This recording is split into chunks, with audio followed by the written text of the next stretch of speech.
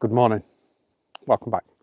So over the last month or so, a couple of videos I've spoke about aperture priority, especially in landscape photography, and I've also spoke about shutter speed in landscape photography and how we use that. Today I'm going to address the elephant in the room, ISO. Should we worry about ISO in our images? Should we be concerned about ISO? What should we consider when we're changing our ISO?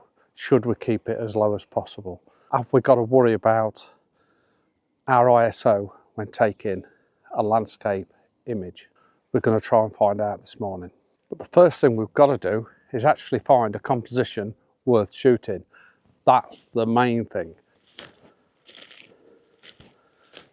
In the spring of this year, I come and shot this amazing fallen tree that looks like a beast that's fell over, and I actually think he's dropped down a little bit since. He's moved, his position has definitely moved a little bit. We'll see about that, but I thought let's try and get a composition of that. A little bit harder to get to today because the fern's still a little bit high, but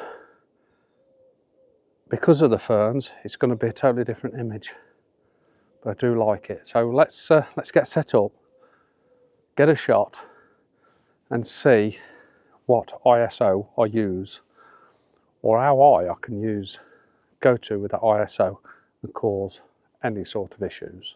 This is one reason why I always shoot on a tripod. There's two reasons actually. First one is I can put my ISO to the base level, which is ISO 100. That's why I have the tripod, because I can set that down as low as I possibly can in most circumstances. The other reason why I have a tripod is it slows me down and I can adjust the composition a lot better rather than have it handheld. But if you have it handheld in these conditions, I would have to really whack the ISO up. So we'll give an example of that.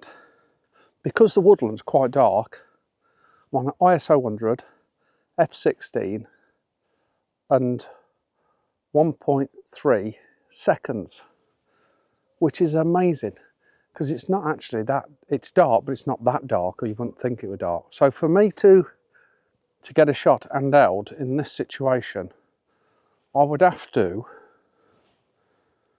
get a shutter speed of about, let's say, a 60th of a second. So I'll put it on 60th of a second. I will drop down my aperture to say f11 because I wouldn't want to go any lower than that. So the ISO to get a correct exposure would be something around, a correct exposure, the same exposure would be 4000 ISO to get me an handheld shot of this. What I'm going to do, I'm going to take a shot at ISO 4000. Then what I'm going to do, I'm going to take a shot at ISO 100 and we'll compare the images. But we'll compare them before and after denoise as well. So we'll put a denoise program through that and then compare them and see if there's any difference, see if we've got to worry about that ISO. We're back in the office. I've got the images in Lightroom and I've done some local adjustments and got them all even throughout the images. So I've basically done exactly the same adjustments to all of them. What I've had to do is just up the exposure slightly. On the ISO 100 images, they were slightly too overexposed. But besides that, all the settings are exactly the same. So let's have a look at some of the images then. So we've selected image number 5 and it's been taken at ISO 4000. So what I'm going to do with that now is we'll just zoom in, have a look at that grain. You can see it in the shadows. There's quite a lot of grain. You can even see it in the lighter parts, but it's not as bad as what I thought it would be. So what I'm going to do is I'm going to now run it through the topaz denoise because I just prefer it more. Yes, I could use the Lightroom denoise, but I prefer topaz denoise. We'll have a look at that. You probably can't see a lot of difference, but I can see not as much difference as what I thought actually, but we're going to apply that anyway. Okay, so let's dive into this image now that it's been denoised. and certainly that noise has gone. So we'll compare that to the original image.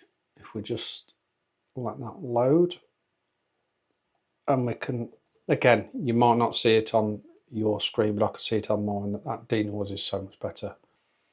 Compare that with the ISO 100 image.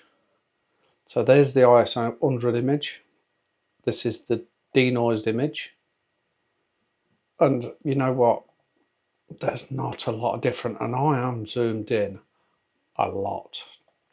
There's not a lot of difference at all. Obviously it's added a little bit of sharpening to it as well when I've denoised it. But that's the denoise. This is the original ISO 100. Which one do I prefer?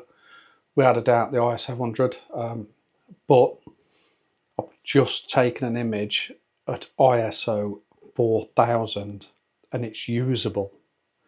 I could easily print that in an A3 print and have no issues with it whatsoever. So I'm quite impressed with that. So this is the first image that was shot at ISO 4000, and I've got to admit I'm impressed. I'm impressed that I could work with the image, denoise it, and then quite easily process it.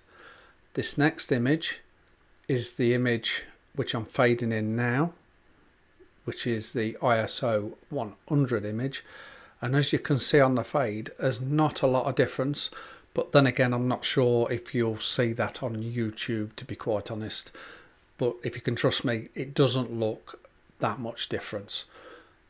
Then I've decided to edit the ISO 100 image, and this is the final edit.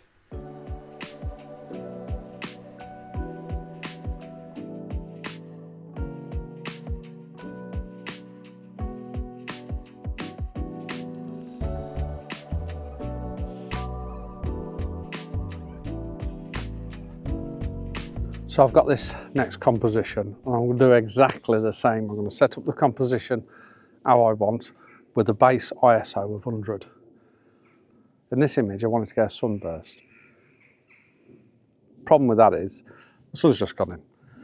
The other problem is with it, to get a sunburst I need it f22 really, and I've got it, or f16 to f22, you'll get a better sunburst. But the sun's actually just gone in. But the whole point of it was to set it up to see what ISO I need, and we're just definitely not going to get it. We might have to wait a couple of minutes, but I'm going to get the shot anyway. But so we'll put it down to f16 just to give it a chance, because it's still a nice shot anyway. So what I am going to do, I'm going to set it so it's 2 stops under, because I'm exposing for that sky and I'm not going to bracket the shot. Is the sun going to come through? Focusing a third of the way in. So again, this is just over a second, very similar settings to the one, but this is 2 stops under. So we'll grab that shot.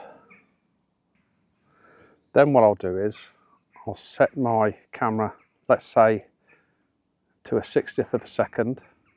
I could probably hand out at about 30, but for this experiment, we'll try it at 60th of a second. So I'm on a 60th of a second, f16. So my ISO, I would say it's got to be about 4000 again to get an exposure that I want. Actually, it's going to have to be a little bit higher.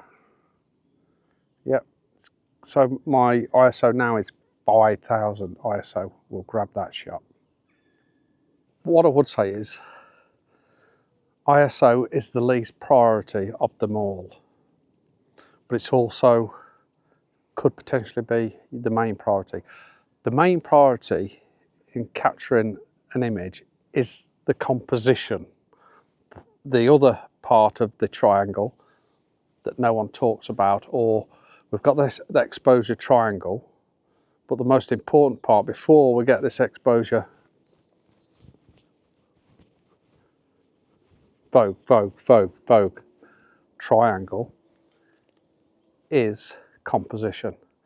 If the composition is no good, Doesn't matter what the exposure triangle is, it doesn't matter what the aperture is, the shutter speed or the ISO is, it just doesn't matter. So composition is the first priority you think about when taking a shot.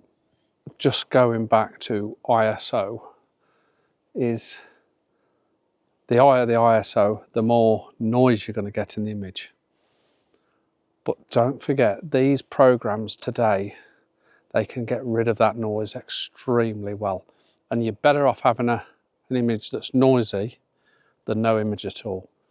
What you want to concentrate on is composition. Worry about the noise last. And I'd rather have a good grainy image than a bad image. It's simple as that.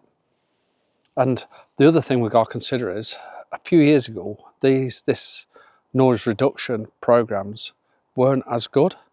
So you can go back, revisit some old images and then improve that, and it's only going to get better and better. So there's other things to consider as well. One thing I would say is I use Topaz denoise. I think it's the best. I've got Lumina, not used that for denoise. I'll try that. And also we can do it in Lightroom as well, and there's multiple other programs out there.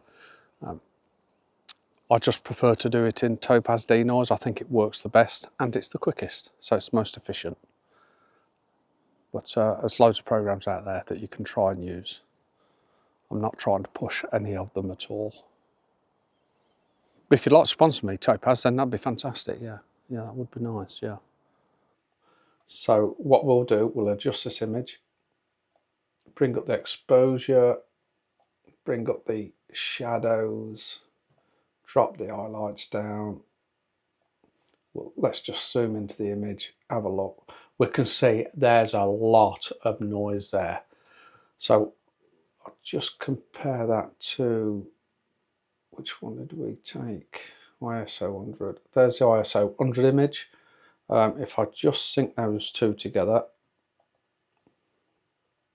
So this is a bigger test because it was a lot darker. So there's literally no noise whatsoever on the ISO 100 image.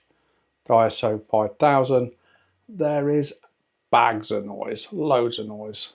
You can even see it in the lighter areas. So let's see how this renders and see if we can pull this back and use this image. So this image has been run through the denoise, and as you can see, it's still got a lot of noise in there. So my conclusion to that is that ISO 5000, we've got issues unless we really heavily process that image compared to the ISO 100. If we just have a look at the ISO 100, again, just nothing, everything's there, no need to mess around. So in that situation, there's pretty much no way. Yes, I could use, I'm not saying I couldn't use this image, but I wouldn't be able to print it any size. You can tell it's messy, it's got grain in there without even zooming in. And yeah, it's just probably disappointing actually. So 4000, not ISO 4000, it seemed to work better. After that 4000, we've got problems.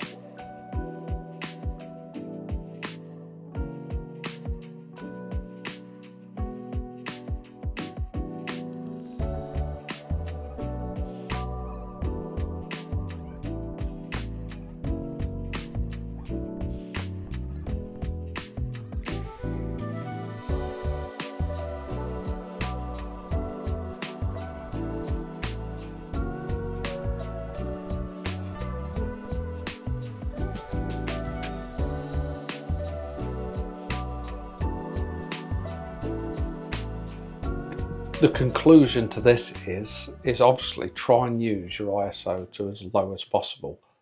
But if you need to ramp it up, because like I say, you're better having an image, a good composition with grain in it, than a bad composition at ISO 100. Again, that's why I like to get it on a tripod, so I'm in control of my composition. I can get it set, ready, work it. I can put it to ISO 100 or put it a lot lower, obviously depending on what shutter speed I want to use.